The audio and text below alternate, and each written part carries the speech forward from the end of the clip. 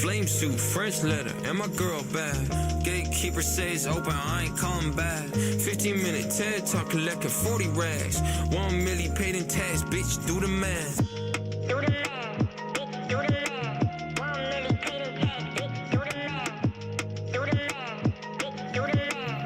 1 milli paid in tax, bitch, do the math. Did the math, I'm baby Johnny Cash. My girl gon' throw it back, that my life is cinemax. Holy hell, this max. I make hits and you make trash. I'm on vacay, do not ask. Poolside eating Apple Jacks. Shut up, bitch. Shut up. Big deal like TJ Maxx. Bought some cataracts. Watching Naughty Tag. Nick Cage, how I act. Heavily dislike tax. Got some aces on my feet. Never wear a mask. I'm in the cut like a wound. Wake your ass up, make some room. And my girl, coming soon. I don't fuck with honeymoons. Throw some money on my tune. Finesse too hard, I'm feeling Girls love me, they want a spoon. Let me finish, I'll resume. Flame suit, French letter, and my girl bad. Gatekeeper says open, I ain't coming back. 15-minute TED Talk, collecting 40 rags. 1 milli paid in tax, bitch, do the math. Do the math, do the math. 1 milli paid in tax, bitch, do the math. Do the math, bitch, do the math. 1 milli paid in tax, bitch, do the math. I just curved cameo, she said I'm a Romeo. She gon' spin me up and lit me up like Oreo. First global book deal, sell that shit to Indigo. Getting money since I was an itty bitty embryo. Save my money when I die for the fan. Always make a sale, catamaran. Shawty tryna play some games where I don't play Catan. I'm a plug, she an outlet, cut up Mr. Middleman. Yeah, I got ass that she wants to come see. Yeah, only speak the truth, hyperbole. Goddamn, I sound good on this beach. Extraterrestrial ET, flame suit, French letter, and my girl bad. Gatekeeper says open, I ain't coming back. 15-minute TED Talk, collecting 40 rags. 1 milli paid in tax, bitch, do the math. Do the math, bitch, do the math. 1 milli paid in tax, bitch, do the math. Do the math, bitch, do the math. 1 milli paid in tax, bitch, do the math. Do the math, bitch, do the math.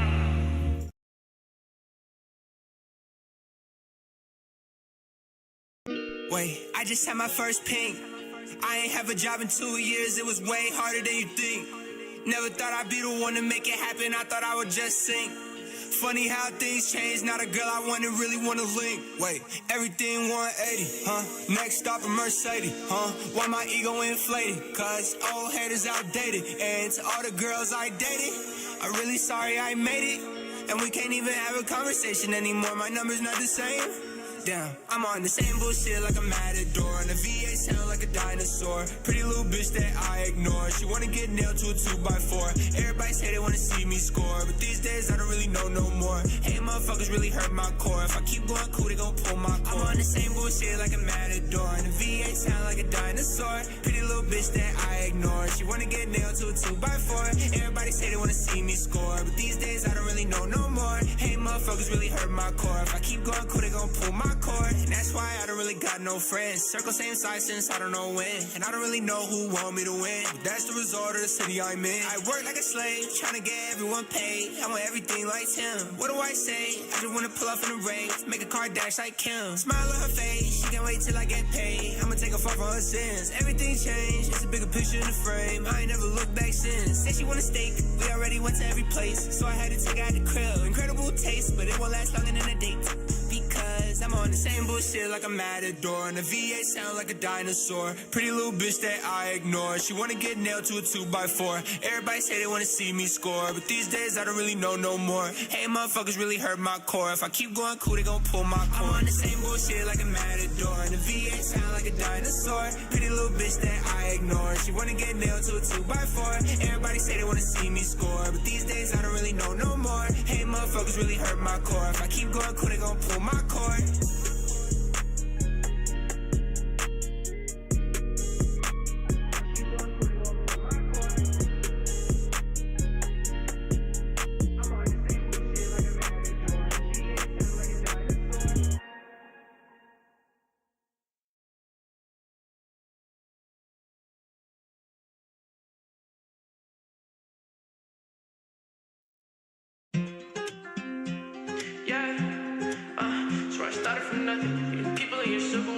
to the bluffing, yeah, they always switch sides, so I came through the loving.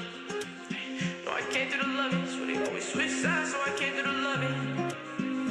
Gino did the dash now, ayy. So I started from nothing. I got money on my mind and I know that it's coming. I know people switch sides, so I came through the loving. When you down, they won't ride, everybody just bluffing. Now they hitting on my line, cause they see how I'm coming. And I'm finally doing fine, I've been counting these hundreds. And my baby gon' ride, she is not with the front. So I put in overtime, but look what I'm becoming. You can look me in my eyes, don't believe all the judging. So I do this for my people, we the best, you know. I got lots of problems, I'm stressed, you know. I'm just praying for the days, I'm counting decimals. I've been riding with my brothers, for the rest they hoes. I'm knowing I'ma make it, I just gotta be patient. Gotta come from nothing, now I'm about to make a statement. Bitches probably want me, but they can't even face it. Ay, no, they can't even face it. So my brothers better make it out the basement. If she for me, then she know there's no replacement. I be outside, she see that I'm dripping, little baby know that I'm fly. No love for my city, who thought I'd make it this high? I know that y'all fake and the real in disguise. I've been through the most, I'm holding all this pain inside. These bitches will dump me, now I don't really gotta try. I'm stuck in all my habits, but I gotta have it. Spend a couple bands on a jacket. All this money on me, I keep stacking. Why do y'all acting? Why do y'all capping? Can't really say much, but I'm back up on my bullshit. You don't got it from my buddies, they with the movement. Keep your shit blunt, you cross it, someone get ruthless. I don't got time for no drama, that shit is useless. Got no time for no bullshit, no time for a bitch. If you keep it real, best believe I never switch on you. All the money in the world, I won't switch on you. I could get you all the pearls, I'm in splits on you. If I got the whole world, I be missing you. I could drip you on our money and Da Vinci too. Got the labels always calling cause we making moves. I ain't stopping till I got it and I swear that shit true. So my brothers better make it out the basement. If she for me, then she know there's no replacement. I be outside, she see that I'm dripping, little baby know that I'm fly. No love for my city, who thought I'd make it this high? I know that y'all fake and the real in disguise. I've been through the most, I'm holding all this pain inside. These bitches will dump me, now I don't really gotta try. They gon' hate you when you down and I swear that shit true. They gon' hate you when you down and I swear that shit true. They gon' hate you when you down, but we still making moves. Yeah, yeah. Dino did the dash now, ayy.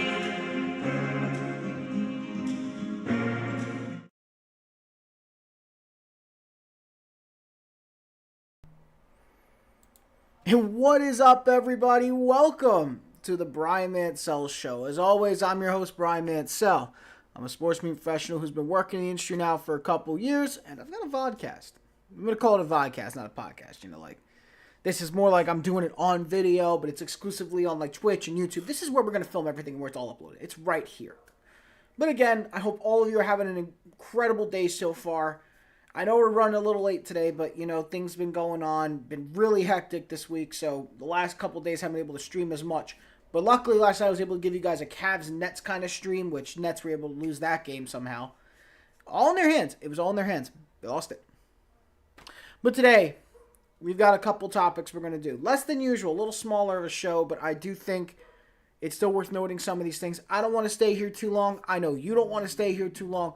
We're just going to make the most of this move pretty quickly today. Again, we are 5 followers away. I keep making this mistake. We are 5 followers away from hitting our follower goal of 20. So if you're watching this on Twitch for the first time, please consider giving us a follow and helping us out to hit that follower goal. Thank you so much. If you're seeing this on YouTube, consider subscribing. It goes a long way in helping this channel grow on YouTube and help us make more content down the line. Now for today's topics. Arizona, Texas. When we last left off on Monday, we were talking about the possibility of there being a Houston and Philly World Series. Instead, we got the opposite. We got Arizona winning Game 7 in Philly in a shocker. And we got Texas beating Houston in a shocker. 2 teams who were down in their series 3-2 went on the road for Game 6 and 7 and won both games. That has never happened in the history of Major League Baseball, where both teams in the NLCS that were on the road for Game 6 and 7 won both to win the series and go to the World Series. That's never happened. It's the first time. And we've had the World Series, we've had baseball for God knows how long at this point. God even knows how long. We've had it for, you go off the real historians, I mean, you've got franchises in this league that have been around since the 1880s. So, and even the even the mid-1870s. Like, that's how historic all of these franchises are and how long baseball's been around. And in that time, this has never happened. Kind of goes to show you how crazy this season has been and how wild the postseason's been as a whole. So, Arizona, Texas World Series. This is the madness I wanted. This was the exact series I wanted, and we got it. So we'll go through a little preview of what to expect, the matchups, who's got the edge over who, where are the weaknesses, where are the strengths. We'll go through all of that. Thursday Night Football preview. We always do it every day. I'm not doing a Thursday Night Football stream. My shift was actually moved, so I can do a stream tonight if I wanted to. But I feel like for my well-being and for my mental health, I'm going to just need to not stream tonight. I hope you all understand. I'm not going to do a Thursday Night Football stream. I got to protect my mind here and my brain instead of letting it fry. So I'm just going to, just roll with it, let it relax, and get it back on pace. You know what I mean? That's what I feel like I'm going to have to do here. But we're going to give a preview nonetheless. Buccaneers, Bills, and Buffalo. A lot to talk about. Injuries, reports. I'll give you guys the best bets, best things to look at, and who's going to win the game. We'll go through all that. NBA season started. I missed out on this. I know I did. I should have done this on Tuesday. I wasn't able to do the stream Tuesday or yesterday. We're doing it today. So we'll do the predictions today, even though we're 2 days into the season. We're going to do predictions. And we'll close out with the NHL Week in Review, which is now what I'm going to do. The easiest way to cover hockey is to give a quick review of what happened this past week. So I'm not going to, usually this be something I'd save for, Friday, but I'm not going to do that. I'm going to save it I'm going to start doing them more on Thursdays. This way you guys get like a full review of everything rather than me throwing you hockey topics every day. I feel like it's better if I just give you a review of everything that's happened. And all the hockey games that are on tonight, which there's 11 games on the slate, you could see them on the bottom right here on the ticker. They'll have them all listed, as well as the NBA games today and the NFL game that is tonight. You're going to see it pop up right about now. There you go. So you're going to have NFL tonight, Tampa Bay, Buffalo, 8:15 Eastern on Amazon Prime. NBA, you're going to have Philly and Milwaukee. It's only 2 games in the NBA today. Philly, Milwaukee, 7:30 Eastern on TNT. And Phoenix, Lakers, 10 p.m. Eastern on TNT. That's the main ones, and all the hockey stuff on the bottom. If you guys have any questions about what any of the abbreviations mean for the networks, please let me know. If you see BS, it's typically Bally Sports. If you see Root, that's the regional networks for anything really in the Seattle and Pacific Northwest. If you see any, again, Bally Sports is usually BS. So if you see BS, that's what that stands for, and then a region. So like BSDET is Bally Sports Detroit. BSOH is Bally Sports Ohio. And then you also got ATL, which I believe that's Altitude. And SN Pittsburgh. So that's sports, I think it's Sportsnet's Pittsburgh. So it's like AT&T, I think, kind of thing. NBCS, that is NBC Sports, California. BS Sun, that's Bally Sports Sun, which is like more like Florida's based thing. ESPN Plus Hulu, you guys know what that is. MSG Ascend, that's Madison Square Garden, the MSG Sports Network. BSSW, that is Bally Sports Southwest. You see BSMW, that's Bally Sports Mountain West. Again, it's all regional. BS, again, is Bally Sports. MSG means the MSG. You guys, if you're in the New York region, you know what MSG is. That is the MSG network. So that's a quick overview of like that, those networks. But again, we are going to go into this right now. So if you guys are excited for what we got to talk about, let's get hype in the chat. Let's get excited as we go into our quick, and let's make this a quick show, okay? My objective, I'm aiming to do this in just around an hour. Just around an hour, and you guys can go on with your day. Problem solved, day over. Woohoo. That's what we need. So, plus I got to film some content today, so I'm going to see where I can fit this in. So let's get this done quickly and move forward. All right. Arizona, Texas. World Series preview. Again, did not expect any of this. I didn't expect any of this with Arizona and Texas. I wanted it. It was a dream since the wild card round to have Arizona and Texas in the World Series. We got it. In dramatic fashion, but we got it, and I'm super excited about it. I'm definitely confused about how we got here, but we got here. So we have Arizona and Texas, World Series preview. How do I put this in a nice way? I am very optimistic for Texas and not so optimistic for Arizona. Trust me, as much as I want Arizona to win another World Series, I don't think it happens here. So let's go into details as to why I feel this way. So we already confirmed Game 1. The starting pitchers for Game 1 will be Zach Gallen and Nathan Eovaldi. Again, I'll talk about this more tomorrow morning. Since my shift was moved around, I'll be able to do a stream tomorrow morning instead of doing tomorrow night. So tomorrow we will be having a stream again for the Brian Mansell Show. We'll talk over Arizona Diamondbacks and the Rangers. That game is tomorrow. The series starts tomorrow. Game 1, 8:03 Eastern on Fox. Arizona, Texas. It's Zach Gallen versus Nathan Eovaldi.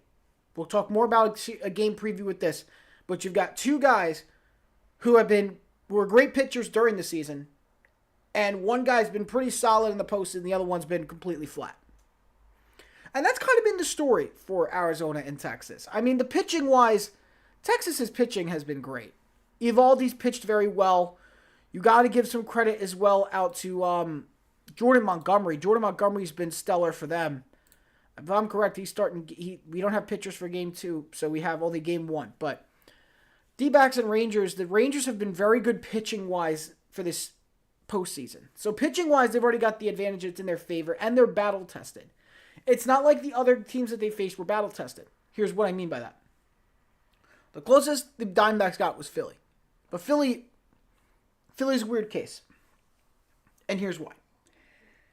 When Arizona took to get here, they had to beat Milwaukee, who they weren't favored to beat, and they ended up sweeping them out. Then they went to go play the Dodgers. They swept them out. Dodgers were not a pushover team going into this postseason, and they got pushed over. They got swept. And then you go against Philly, who had just knocked out the record-setting, record-breaking, all-time best offense Braves, and took them out of the postseason. So you got a team who's defying the odds and another team who's completely defied the odds. So going at it. And Philly's offense was just as, if not more lethal, than Atlanta's. And they were able to beat them in 7 games and complete the comeback. Arizona sneaks in. But through this, the pitching has been the question through all of it. You know, Gallen has not looked sharp. Kelly had looked way better in previous series. Last series in the NLCS against the Phillies, not too great his first time around. Second time around, much better. Kelly has been solid. Outside of the one bad matchup he had early on in the NLCS, I think that was game 2, he was pretty good all the way around. So he's one good pitcher they have. They also had Fod. Fod's been good. Yes, I've been calling him Fad this whole time, but it's Fod. So Brandon Fod has been really good as well. He's actually probably been one of the best pitchers in the postseason. His stuff has been electric and lethal. He's been great. But I think what really shines for Arizona pitching-wise is their bullpen. I mean, in this Game 7 against Philly, in Philly, you got all this pressure on you. They bring out guys like Kevin Ginkel, and Ginkel has been lights out for most of the postseason. I think he pitched like 5 innings, and he hasn't allowed a single run. And he's been striking guys out with some nasty breaking balls, and he's been the most consistent guy out there. If not him, it's Sewald. Paul Sewald has been incredible through everything. I mean, Paul Sewald is their closer who they got acquired at the deadline, and he has been nothing short of miraculous in helping them in this postseason run. He's been closing out the games and getting saves left and right. So it really is coming down to starting pitching. Fod's done well, Kelly's done well, Gallen's been the question. That's where we really stand with the Diamondbacks. They don't really have a fourth guy they can trust in their rotation. So it's been those 3 carrying the load most of the way. And now for Texas, it's the flip side. Because Eovaldi's been well, Montgomery's been good. There were a couple other questions. I know you can't really trust Heaney. To my knowledge, you just can't trust Heaney. I don't think you can. Now, there aren't any injuries to worry about for Arizona, but for Texas, they still have Mitch Garver, who's day-to-day. So that's something to watch. But as I go back and I read over whatever happened with Texas, right? Let's go look through the rotation, and let's talk about really what their depth chart looks like for this postseason. It's been Scherzer, Eovaldi, and Montgomery. Now, Scherzer finally had a somewhat decent pitching game in Game 7. He finally had one. And he was able to, he didn't stay long, but he did his job. He did enough, and he got out. So Scherzer has been slowly improving, still having issues. Eovaldi's been solid. Montgomery's been solid. I know they had Heaney start a game. He didn't look great in the start. They still have Gray, but Gray, to me, doesn't look good either. And their bullpen isn't the sharpest, but there's some openings there. I mean, Boers has been solid, or Soares. He's been okay. Bradford, not great. Perez, not great. Chapman, definitely not great. Jose Leclerc has been pretty good. Stratton's been okay. I mean, their bullpen really is a weaker point. Their bullpen can do a good job of, lessening the blow. But if you got a high-octane offense that's working on all cylinders, you're going to have a hard time. And Texas, the makeup of Texas is very similar to Philly batting-wise. And Arizona just dealt with that in 7 games. Can they do it again with Texas? Sure. They could pull it off, but again, I told you what the liability is. The starting pitching for Texas has been really solid. And for Arizona, they've only got 2 guys that have been consistently good. And for Texas, you could argue that they only have 2 guys as well, but Scherzer is getting better every game. So I can't really say that. By the next game, Scherzer will be 100% and ready to go and fire. But Arizona cannot be. Gallen is pitching game 1 against Eovaldi. That cannot be the case. Gallen needs to figure things out now against against one of the best offenses in baseball. Which again, made up of Jonah Heim, Nate Lowe, Simeon, Josh Young, Corey Seager, Kevin Carter, Tavares, Adolis Garcia. And then they also got Garver, who's day-to-day. If Garver can't go, it's probably going to be Ezekiel Duran getting the start at DH. In the DH spot. And that's just not favorable. I'm going to use the word favorable. So yeah, that's currently where they stand. And the batting lineup for the Rangers is what favors them the most. And they've been so good this entire postseason. They just know how to take one swing and just make it a monster game immediately after that. Now for Arizona, their big thing is their bats haven't been the most stellar, haven't been the most notable. But I'll tell you one thing. They come up when they're needed. Arizona's pitching, if it's on, you will not see the Texas get as many hits as you'd expect. Because that's what we thought with Philly. Philly was going to blow them up. Philly was blowing them up early in the series. Arizona found a way to come back because they're known as the Arizona answer backs because every time you hit them, they got an answer for it. They respond. So Moreno has been a pleasant surprise in this postseason. Christian Walker doing his thing. Ketel Marte has a big hitting streak going on. I think it's at like 17 games now or 18 games. Evan Longoria has probably been the weakest point of the offense, of the offensive bats. But that's fine. I think they've been using Emmanuel Rivera more in the third base spot and just making Longoria DH, which I'm okay with. Perdomo has been okay for them. Nothing to write home about, but he's been okay. Gurriel in left field. Thomas in center. Carroll in right. They decided to put Alek Thomas actually in center, so they're alternating between 2 options. If they want Longoria to DH, they'll typically either make Alek Thomas start in center or Corbin Carroll. If Corbin Carroll starts in center, Alek Thomas goes to the bench, and Tommy Pham takes over in right. But if they put Alek Thomas in center, Corbin Carroll goes into right, and Tommy Pham works off the bench. Or he's in the cleanup spot altogether in the DH. Again, this is the little flexibility they've got there. But overall, this Diamondbacks group doesn't sound like one that really goes crazy with going yard, because they're not really a power roster. The only guys in here that really have power to them it's really just Christian Walker. Christian Walker is the only guy with serious power here. I could say the same for Gabriel Moreno. Those are the main 2 guys who are like power bats.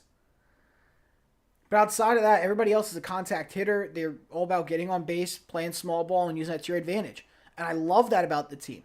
It's basically 2 different offensive mindsets. You got Texas, who always seeks for every player to play explosive and get the big plays. You've got Diamondbacks who are just worried about getting on base. Get on base and make it work. Get on base, be smart, let's make it work. And they do it, and it works for them. It's worked this postseason for them. But again, the biggest thing with Texas, their big advantage is even if the pitching blows up, they have the offensive bats necessary to get them right back in the game. For the Diamondbacks, they don't really have that. What you have is your pitching needs to be stellar or you won't win the game. Because once it gets to like 7, 8 runs allowed, you're not coming back from that. And they know that. Because their offense isn't built to come back from 8 run, 7 run deficits early. They are not built for that. They're built to come back from, if it's like a 2-run game, 3-run game, 4-run game, they can come back from those. But if it's like a 6-run game and it's like 7-1 and you're in the 4th inning, they're not coming back from that. They could try and slowly chip away at it, but they're not going to hit that. By the time you get to 9th, there'll probably be 2 runs left, but they can't get the final 2 runs. It's the way it works with them. And with Texas, it's definitely more possibility since their bullpen, I feel, is weaker than the Diamondbacks. I mean, I like the decisions made with Ginkel. Ginkel's been great. Thompson needs a little bit of work. Miguel Castro's been all right. Kyle Nelson's been all right. But it's really been just very good decisions made by Lovello that's kept them this far and gotten them this far. The bats have come through in the right situations. The pitching has limited the damage they allow in order to get to this point, and they've done it in more games than necessary, which is great, and that's why the offense has been able to respond the way they have. But can they continue this trend against a Texas team whose pitching has been good? I mean, Philly's pitching was good too, coming into their series in the NLCS. They have been doing great. Aaron Nola was pitching well. You saw good pitching coming from Zach Wheeler. Ranger Suarez was pitching really well too. That's 3 guys. All 3 guys are pitching really well. And then here we are. They're up in games 6 and 7. And they finally shook up Ranger Suarez. And they finally shook up Nola at the right times when they needed it. And they did it. They were able to complete the comeback and win. So can they do this? I'm telling you, Philly and Texas feel like a blueprint similar team. If Arizona can do exactly what they did against Philly and multiply that against Texas, they're going to win the series. But I can't guarantee that because Texas, again, their bats and management have been absolutely incredible. No doubt a lot of credit needs to go to Bruce Bochy. The man's won how many World Series at this point? The dude has been phenomenal. No doubt. So I really would trust everything in the hands of Texas. But if you're asking me to call the series, and honestly, unbiased, no restrictions here. I'm telling you, I love Arizona. I love everything about them. I always have. And I've slept on them so many times, it doesn't feel right to sleep again. And I yawn as I say sleep. It's not right to sleep on them again. I know it isn't. But I just feel like Texas has something. I feel like Texas has something special this year. Nothing, as much as it pains me to do it, I'm going with Texas. Give me Texas in 6. This will be a 6-game series resulting in a win for Texas. Texas will win their first World Series in their franchise's history. After the multiple years of going in and falling up short. 2 years. They had 2 times they've made it to the World Series, and they've fallen short both times. This time they won't. They'll win the whole thing. Texas in 6. They'll prove why they spent all that money and how incredible it was that they made the turnaround that they did. Give me Texas.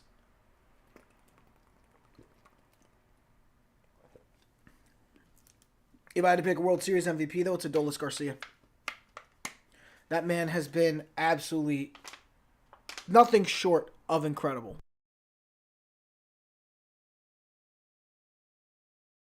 Again, nothing short of incredible through all of this. And that brings you to Thursday Night Football. Quick preview of what's going on with the Buccaneers and Bills. Let's take a quick look, shall we? 8:15 Eastern on Prime Video. Bills have an 82.7% probability of beating the Buccaneers. And I can't lie to y'all, I agree with this. But another thing to note. The Buccaneers have not lost yet on the road. They're a 500 team. Buffalo's 4-3. Buffalo's really struggling right now. It's kind of crazy to see them have some issues. They need to get their footing back, and the way to get your footing back is to beat the Bucs. Because, they're the doormat of the league. Tonight's games, Kayvon Merriweather's out for Tampa. So is Matt Filer. So they're going to be down an offensive lineman, an interior guy, one of their starters. Mayfield and Godwin were questionable for the game. They are both going to play. I believe Vita Vea will play as well, their defensive tackle. For the Bills, Quentin Morris is out, Balin Spector, and Dawson Knox. Dawson Knox has been downgraded to out. He will miss this game. Ed Oliver still questionable. But according to the numbers here, passing and rushing yards, right? Let's go to those and think about it. The Buccaneers' offense has been nothing short of trash. Nothing more than trash, I should say. They've been nothing more than trash. Run game is averaging just under 78 yards per game. That's the worst in the league. Passing wise, they're only averaging 227 yards in the air. Also not good. That's below average by a decent amount. But what's kept them in games for so long is their defense. Their pass defense has not been the best. 262.5 allowed per game. Not bad, but not ideal. It's about average. And their rushing yards have been the big focal point. Their run defense has not allowed 100 yards per game yet. They are only at 96. 96 rushing yards allowed per game. They've been solid in that aspect, but they're on a 2-game losing streak. They've lost 3 of their last 4. Since beating Chicago back in week 2, the team is now 3 of their last 4 with losses to Philly, Detroit, and Atlanta. Atlanta being the heartbreaker last week. So against difficult teams, they have lost very tough games. But against the Bills, for the Bills, they are lost 2 of their last 3, losing to Jacksonville a few weeks back. Took a win against the Giants, though. It was a nail-biter, but they squeaked out a win on the Giants and then lost in tragic fashion to the Patriots last week. The Bills are angry. They want to show that they're not a shit team, that they're a pretty good team, and that they're not a problem. That they are a problem for every team to deal with. And so they're going to try to impose their will on Tampa Bay. And that cannot be doubted. The Bills are such a good team. They really are. Don't let whatever's happened fool you. They are a good football team. Something is off with them right now, and I can't quite figure it out. Because this offense should be better. 263 a game, 113 on the ground. Their pass defense has been incredible. Their run defense has not been. But you don't have to worry about the run game if Tampa Bay can't run. So they should be fine in this game. There should be no issues, nothing holding them back. In fact, let's go through some bets right now and try to help set up for tonight a good prop bet idea. So let's do that. I'm going on my phone now. We're going into DraftKings because that's what I use for everything. DraftKings is my choice for betting. Everybody, you could choose whatever app you like. You don't have to follow me in that trend. I use DraftKings for a lot of things. My sports betting has not been phenomenal lately, but that's what I use. I'm going to give you guys whatever I feel might be right tonight. There is a profit bet tonight, a Thursday night 50% boost on profits for any bets you put down for Bucs and Bills tonight. So we're going to use that to our advantage, and we're going to opt in and take a look at what we got. I will secure it here live on stream so you all can see what I've done. I'll give it to you guys once I have it. So we have a 50% profit boost for any Buccaneers and Bills bet. The line tonight is 9.5 in favor of Buffalo, but on DraftKings it is just a plain 9 for Buffalo. So here's how I feel. I feel Buffalo will cover. So not only will Buffalo cover the spread, we are going to parlay this. So as we parlay, let's leave it there. I think so far in terms of offensive game, you're talking, for an offensive game, we're going between I'm thinking Buffalo's in a crushing mode.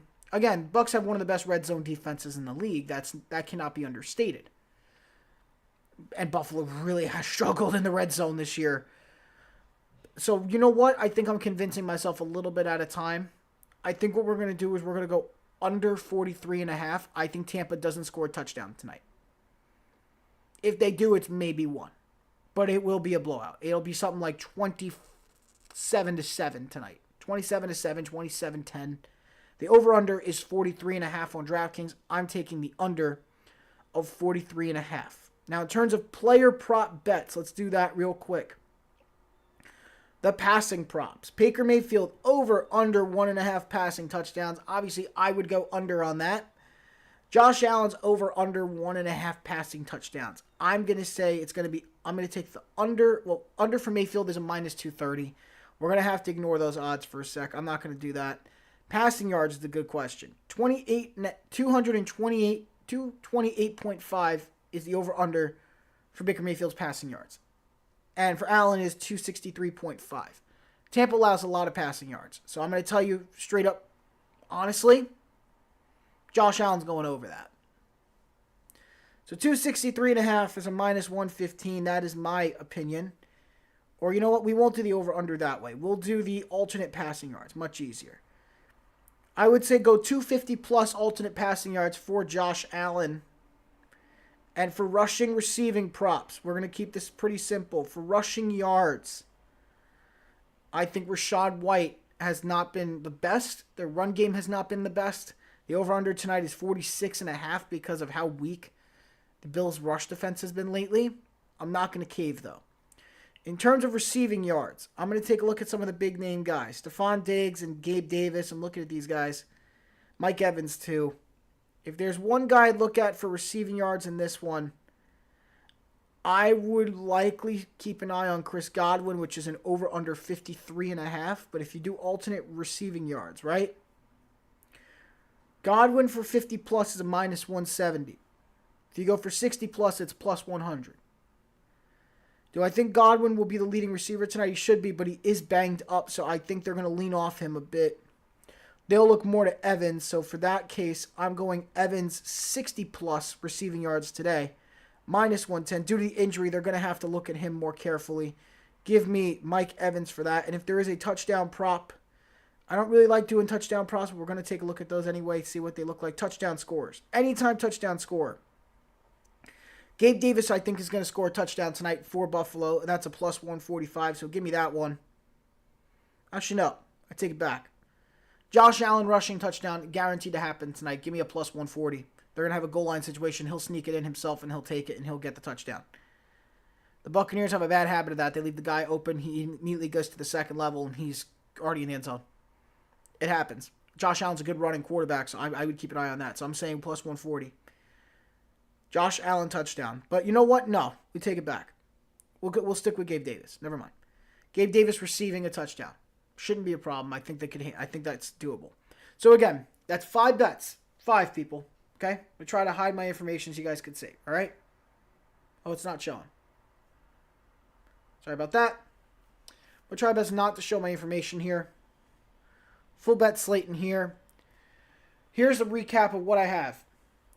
Buffalo Bills spread is minus 9. I think they win by more than that. Under 43.5 for Bucs and Bills. I don't think it's going to be a high-scoring game. 250 plus for Allen passing wise. 60 plus for Evans in the air. Gabe Davis is getting anytime touchdown score. And apply all these picks here and apply the reward of a 50% odds boost. We're at 5,100 now in the odds. Plus 5,100, originally being plus 3,400, is now plus 5,100. If I'm to enter a wager amount on this and apply the reward, this is what we're looking at, everybody. With the wager amount, if you add $1 to this, you win $52. If you bet 5, you win 260. Am I guaranteeing any of this happening? No. But it's a low risk, high reward bet. If you bet low. If you bet low money on it, what do you lose? $2, $3? It's like buying a scratch off. It's the same thing. So I'm thinking right now, more than likely, I'm going to play it safe tonight. I'm going to go $2 on it just because I'm not 100% confident in every single pick.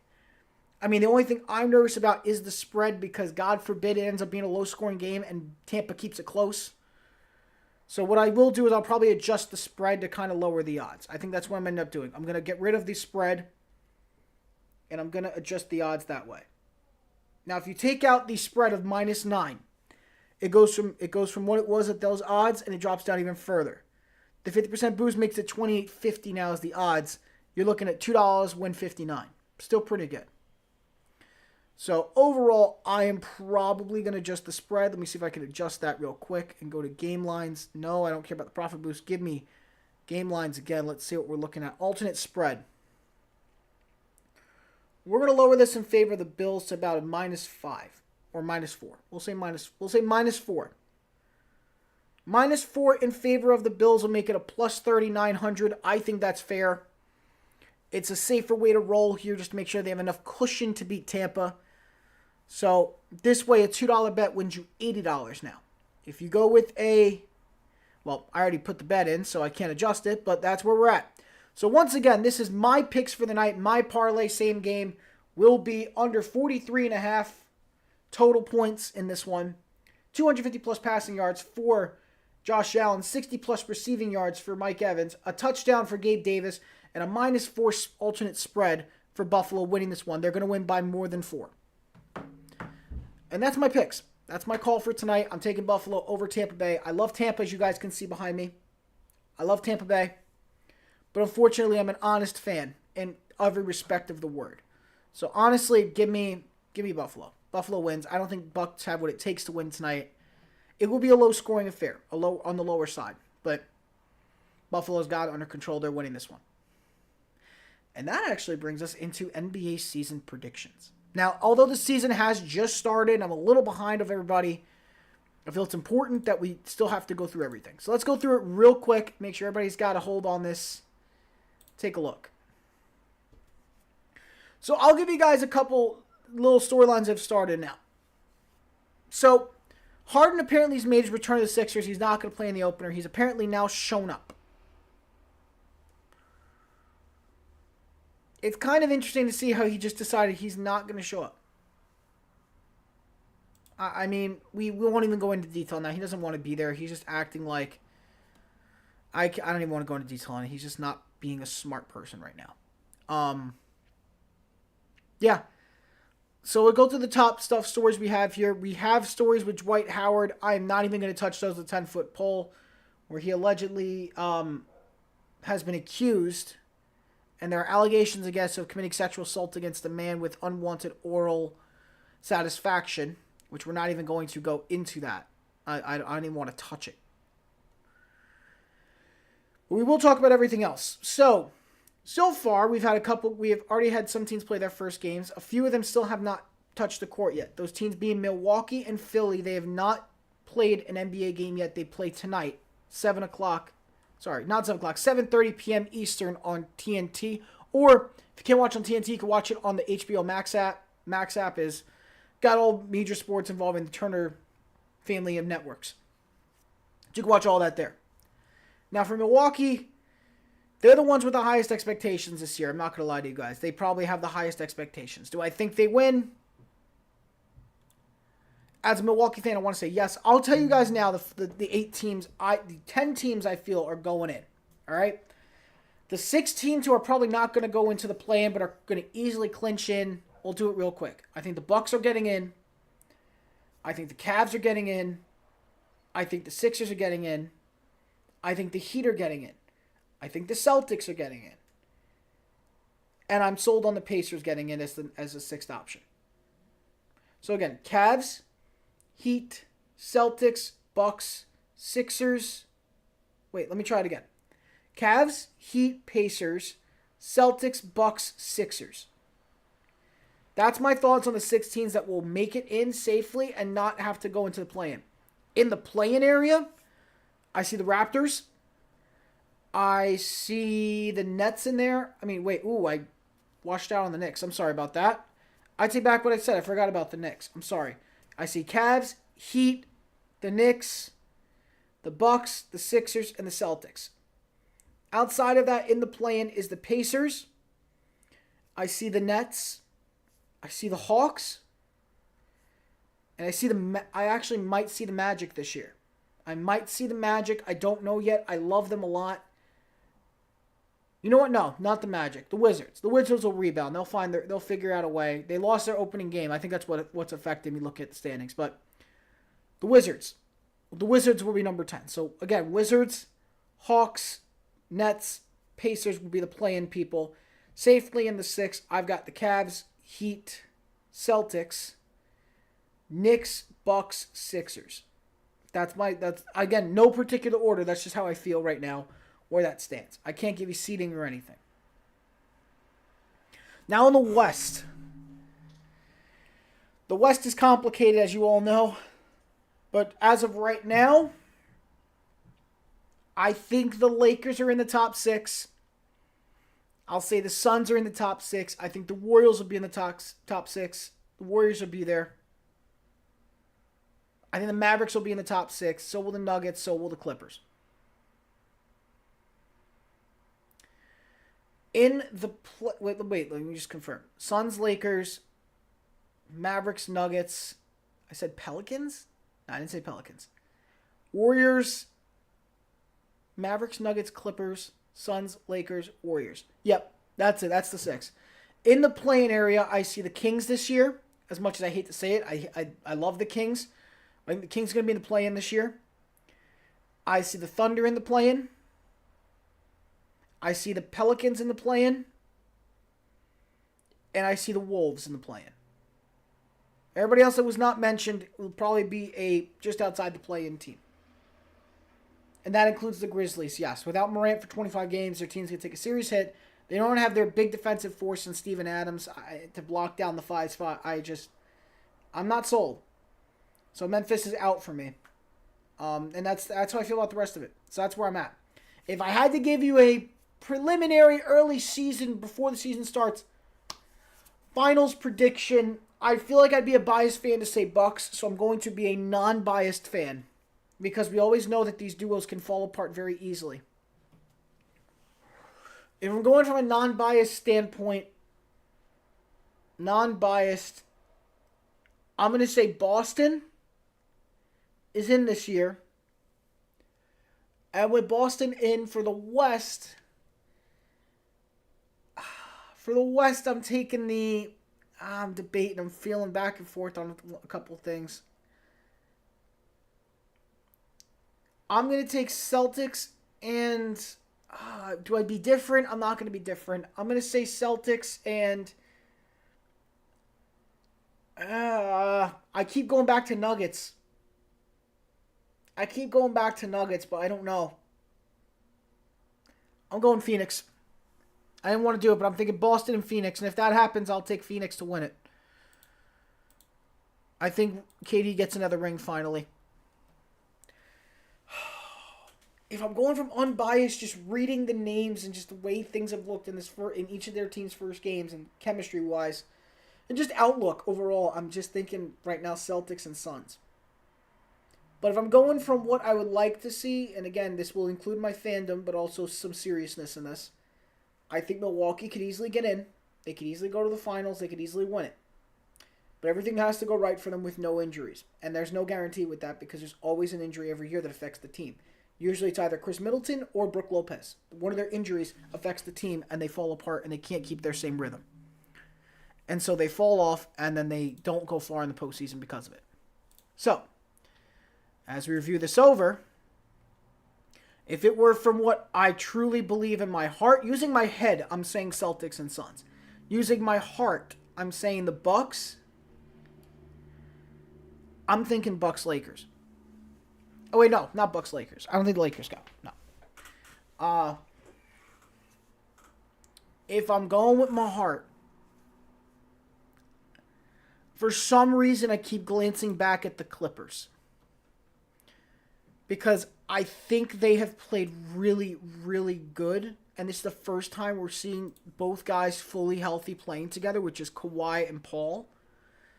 And George and Kawhi already had a great opening start. I mean, both of them had 27 and 23, so they opened up with 50 points combined to start out their year in beating the Blazers. If we see more things like that, and they're able to stay healthy the whole year, I can easily see this team, going the distance. And Westbrook's back on the team. He already had 13 assists in his first game. He looks great. So, I mean, I'll be honest with you guys. I'm going to say it. Bucks, Clippers. I didn't want to say that. It hurts to say it because I never believed in the Clippers, but screw it. Bucks, Clippers in my heart. That's what I'm thinking. So in my heart, I've got Bucks, Clippers, and in my head, using my head, I'm saying Celtics and Suns. That's how I feel. I want Bucks and Clippers, but I don't think we're going to get that. I'd love to see it, though. I'd love to see it. So let me write that down just so we have a memory of this date. Okay, today is 10/26/23. This is where we're at, 26/23. I will even put bets down to put for each team that they're going to the finals, just to cover my bases. So 10/26/23. I said Bucks, Clippers. In my heart, that's a heart pick. That's the heart pick. And for the brain pick, it is the Celtics and Suns. So brain pick is Celtics, Suns. Heart pick, Bucks, Clippers. It's basically what I want versus what I think will happen. I want Bucks and Clippers, but I also think it's probably going to be the Celtics and the Suns. Again, really early. We got 81 games left to play, so, we're going to back off a bit. But that's what I see at the moment before we really get any kind of serious action going on. That's where I'm at. MVP prediction. Let me give an MVP prediction. I'll give you guys a bold one. Again, this is going to be another head and heart pick coming. If I'm going with my head picking an MVP, I'm not going Joel Embiid again.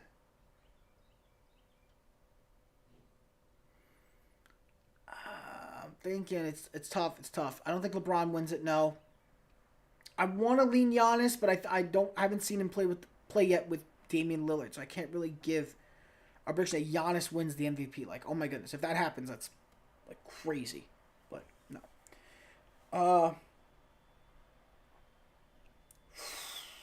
I don't know. I never have drawn a blank like this before.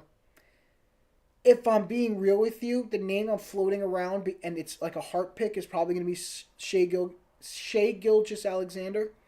SGA, I'm thinking that was probably my pick in my heart to be the MVP because that's who I want. But if I'm being honest about who it's probably going to be, I'm probably going back to Jokic. In my head. And it bothers me, not because I don't like him, just because this is a guy who comes in and treats it like a job and walks away, goes back to enjoying his horses and everything back in Serbia. And he comes back on the floor, treats it like a job, and just bullies people.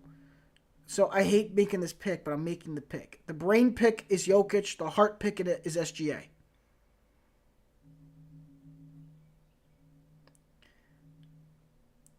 And plus, it's not often you see the MVP go on to win the finals. That just doesn't happen.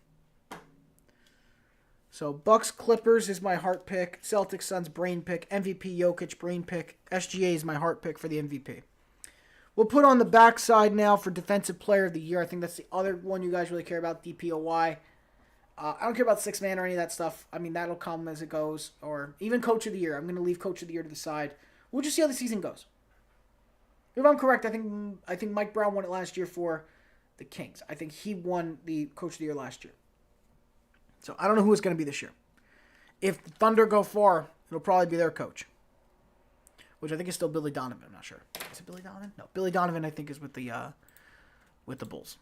I'm pretty sure Billy Donovan's still with them. Let me just make sure. Yeah, he's still with the Bulls. Okay. Because I remember him being on the Thunder, that's why. So, alright. In terms of DPOY, this is where I go biased with my heart. My biased heart says Giannis. My brain says somebody else.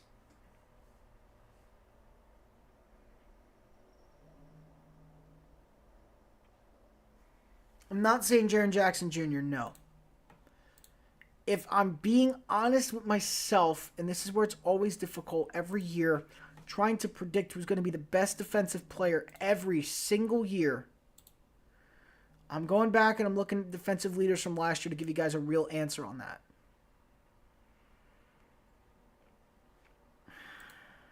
It's tough, man. It's really tough. I'll give you a bold... It's like a bold head pick, but it's still my pick.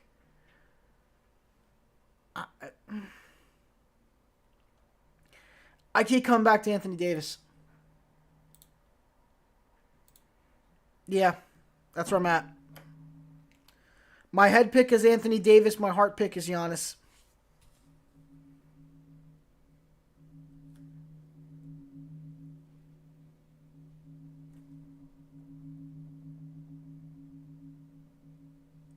Now, obviously, it's my heart pick not just because the Bucks are my team. It's because I think that Giannis is easily one of, if not the best defensive player we've seen in the last few years. He really has been an unstoppable force in every aspect of the word. And I think the same thing can be said for Jokic. Creative in his passes, good scorer inside, and he's just, defensively, you just can't get by him. You physically can't. You need two big men going up against each other. And the big men have been dominating the MVP vote for a while. We haven't really seen a guard win it in a while, if I'm pretty sure. Yeah, we haven't seen when was the last time that's actually a really good question. When was the last time a guard won the MVP? Because here's the story, and I'm telling you, this is the absolute truth of the MVP award. The last person to win it that was a guard was James Harden back in 2018 when he was with the Rockets. Since then, 5 consecutive years, it has been either a power forward or a center. It's been big for 5 years now. Giannis won it in 18-19 and 19-20, and Jokic won it in 20-21 and 21-22. Jokic and Embiid won it last year. So 5 consecutive years of big men winning the award. Before that, the last big man to win one of these awards was Dirk Nowitzki. And that was in 06-07 with the Mavericks. But it's actually crazy because as you go by through these things, it's interesting. Giannis, it's been here's what's interesting. For these last 5 years, it's all been foreign-born players winning the MVP awards, which I think is absolutely amazing for the game, and it's incredible. It's just incredible to go back and see that. And the person who started this all, being a foreign-born player winning this title, was Hakeem Olajuwon, really. That's who started it. And for those who don't know, Hakeem was born in Nigeria. He was the first foreign-born player to win the award back in 93-94. Now, one of the harder things to win the MVP and that. Can I think the trend ends? No. I don't know if the trend ends this year. I think Jokic goes back and wins a third one. That's how good I really believe in the Mavericks. That's how much the Nuggets. How much I really believe in them. I believe in them so much, I think that Jokic is winning his third. That's kind of crazy, but that's where I'm at, mentally.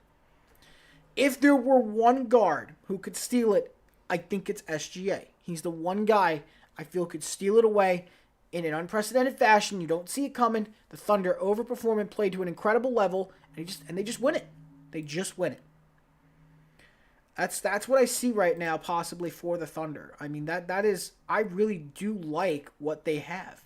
They just won their first game against the Bulls, 124-104. SGA had 31 in that game. Are you kidding me? He's already going crazy. He has his sights on playoffs this year, and he has his sights on that MVP. We know that. That kid is something special. He's going to be a force to be reckoned with in this league for years to come. He's really that good. In terms of everything else, I'm sticking with the DPOY. 80's my head pick. Giannis my heart pick. And SGA is also my heart pick for MVP. Now, let's see if is there any other awards you guys want me to do? Like 6-man, Coach of the Year, any of that kind of stuff? Because if we go Coach of the Year, it'll probably be me going with the Thunder coach. Because they're going to make the playoffs and people are not going to see it coming. Otherwise, I mean, if you're talking about teams I didn't expect to do, that would be a surprising pick to do well and could potentially rise the boards. I'm just going to go with coaches I feel like first-time coaches and get them in and do a really good job. My guess would be the Cavs coach is going to lead them into a could possibly lead them into a top 3 pick, even though they didn't look great against the Nets. Could lead them to a top 3 pick. And the Cavs coach would be, in this case, I'm going to get you guys the name of the head coach right now. It would be J.B. Bickerstaff. I think Bickerstaff could possibly be the guy who wins the award this year, the coach for the Cavs. That's a very real possibility. If Milwaukee goes on the tear that they decide to go on, Adrian Griffin could win the award for the Bucks. If the Sixers overperform again and out of nowhere make it to the number 1 seed and surprise the world without Harden or with very minimal help from Harden, you'll probably see Nick Nurse win it. And, I mean, the only other team I could think of that could possibly surprise people is the Pacers playing really, really good basketball. And if that were to happen, that would mean Rick Carlisle gets nominated for the award. That's just the East. And the Nets, if they really play well, they could possibly get it, but I don't know about that. In the West, if you're talking about really, really good basketball played and everybody performing where they got to perform, if the Wolves, I mean this, if the Timberwolves figure something out and get really, really hot at the right time and they carry themselves in, you could see their coach win it. But realistically, right? Realistically. I'm being realistic here. I want to be realistic. Kerr's not winning another one. For the Thunder, I don't really... It'd be too easy to just pick the Thunder. For the Clippers, it really could be... If the Clippers play the way I want them to in my heart, I mean, then that would mean more than likely that Ty Lue wins the Coach of the Year. And I wouldn't disagree with the choice, but if I'm going with my head, I got to pick a team that's going to finish in the top. I got to pick a team that finishes in the top. If that's the case, I'm probably going to have to go with Suns have a new coach. Who's the Suns coach? I know that. I just looked up the Suns head coach, but let's see. They didn't give me the head coach. They just gave me a coach, which was Earl Watson. I need their actual head coach. Frank Vogel is head coach. Okay.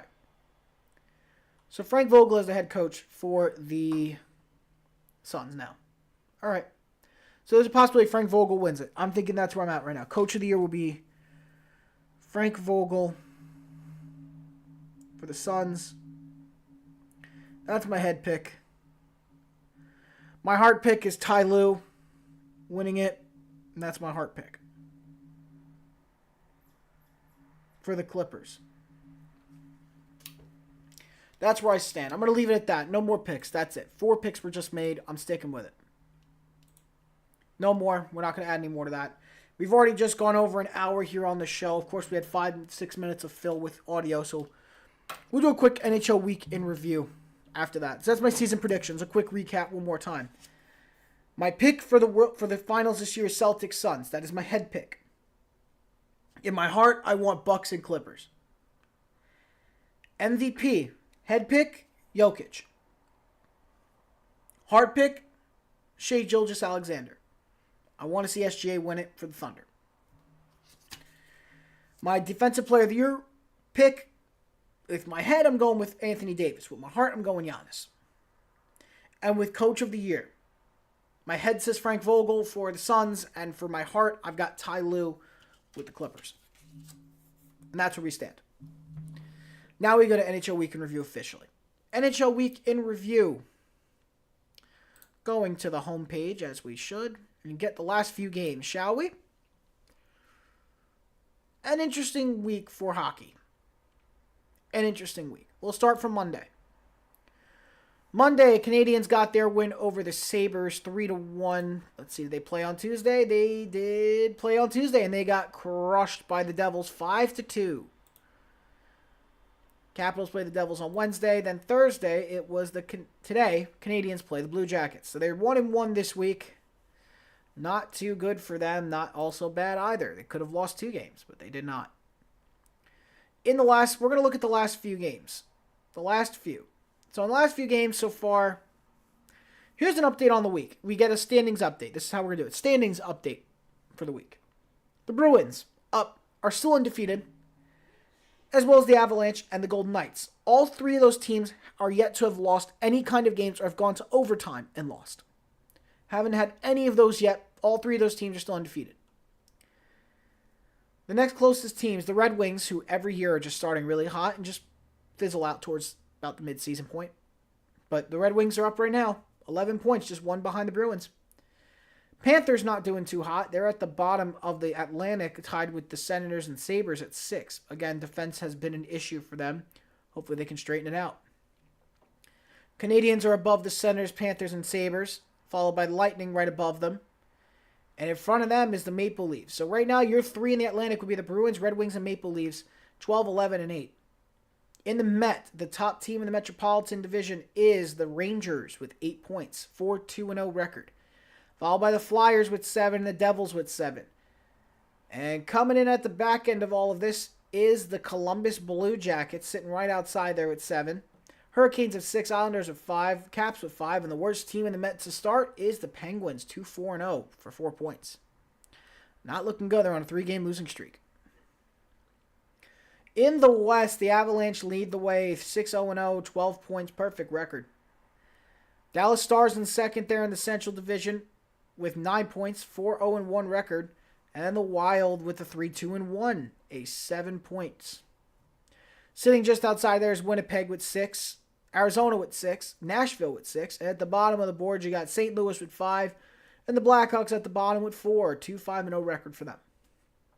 In the Pacific Division, Vegas Golden Knights 7-0-0, perfect records from them through 7 games, 14 points. Vancouver Canucks 4-2-0 is their record through 6 games, 8 points. And in the third spot is the Kings with 7 points, 3-2-1 record. Just outside of them is the Calgary Flames, Seattle Kraken, Anaheim Ducks, Edmonton Oilers, and at the bottom of it all, the Sharks. 6 games, they are 0-5-1, clearly the worst team in hockey. Back to you, Greg. Just kidding. No.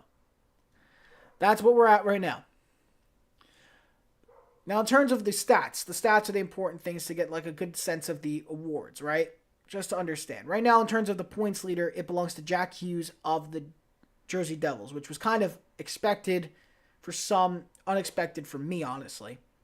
But in the goals section, there's actually some interesting things developing. Alex DeBrincat is leading the way across the league with 9 goals. Tied in second is Sam Reinhart from Florida out of nowhere. And Austin Matthews from Toronto. Kucherov tied for 4th with Toffoli at 6.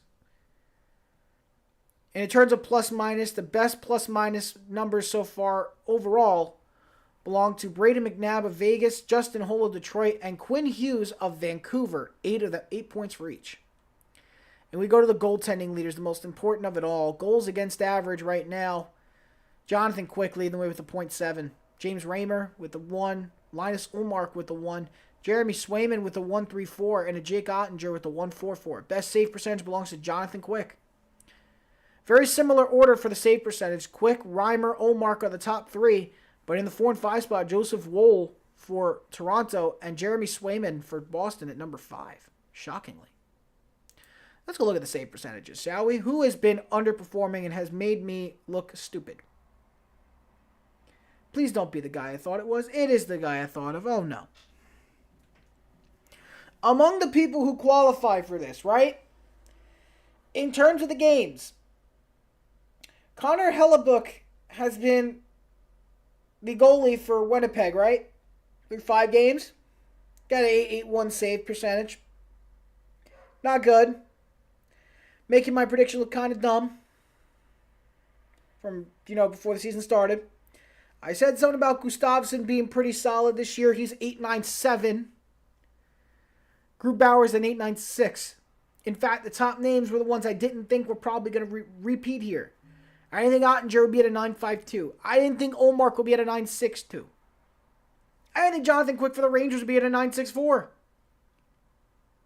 But again, Quick is the backup. So is Raymer. They're both backup goalies. They're not really the starters. The starters are, technically for Detroit, their starters Ville Husso. And Husso has not been good. Bobrovsky's actually been better than most of them. 8.99 save percentage. Shesterkin also getting majority of the starts. He's at an 8.97. Not a great start for the leader of the squad. Let's go off the win totals and see what the save percentages look there to get a really true gauge of how it looks. The top 2 guys would be Georgiev and Aiden Hill. The 2 names they have been debating back and forth this year for the Vezina. 930 for Georgiev, 934 for Hill, and also some recognition to Carter Hart for Philly with a 9.23 save percentage right now. He's playing for some very good hockey too.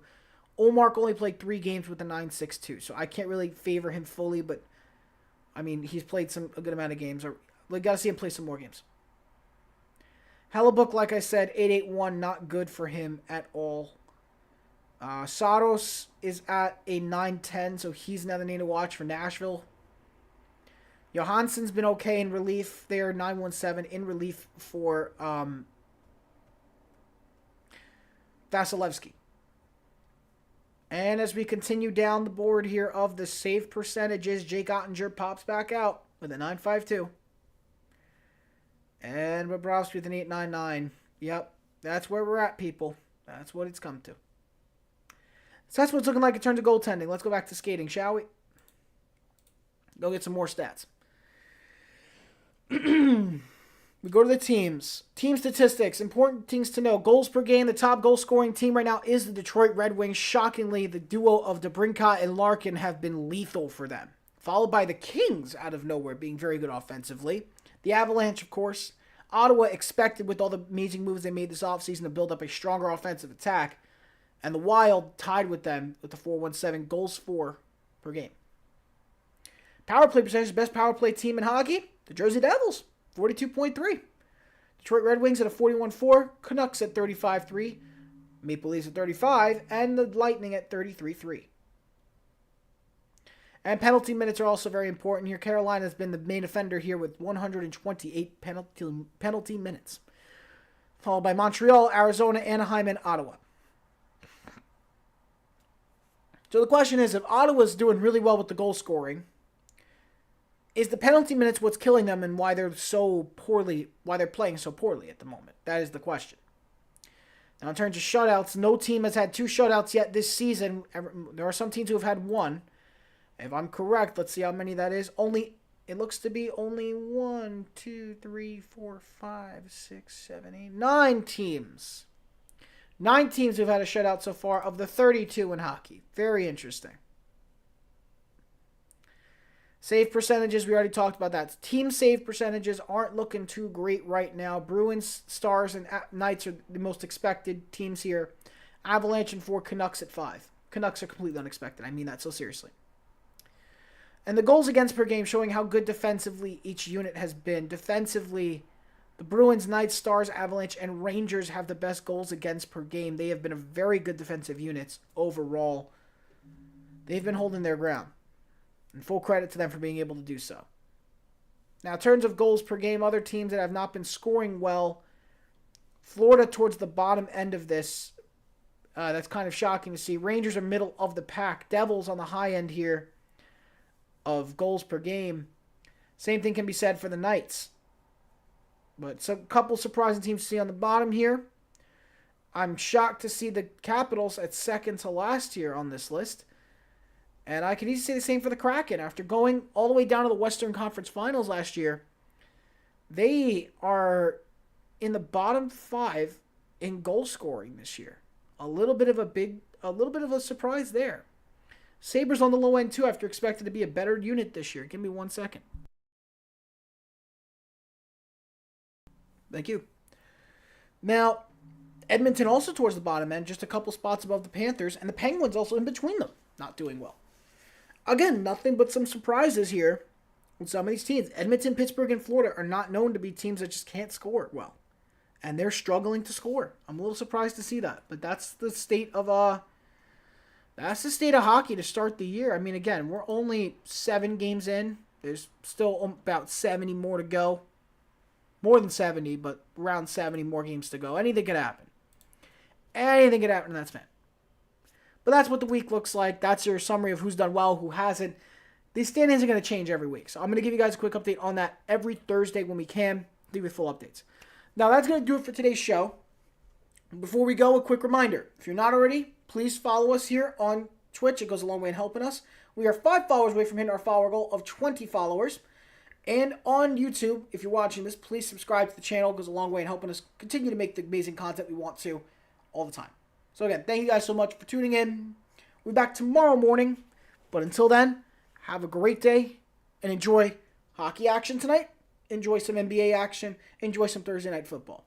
We'll see you guys soon. Tomorrow morning.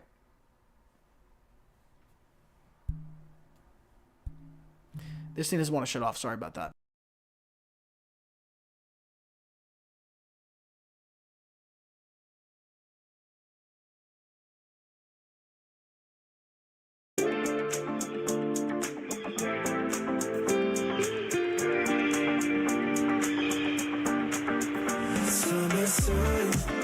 Think I'm in love. Topo Chico in my body, turn up. We live like it's a movie. All with me for the exclusive. Up in sunscreen, on some cuties. First and darkest, that's the 2 piece. And my foot's behind the gas. I'm up now, never turning back. These days just go by way too fast. I hope this moment never ends. I live for summer days. Let's take a trip out to the lake.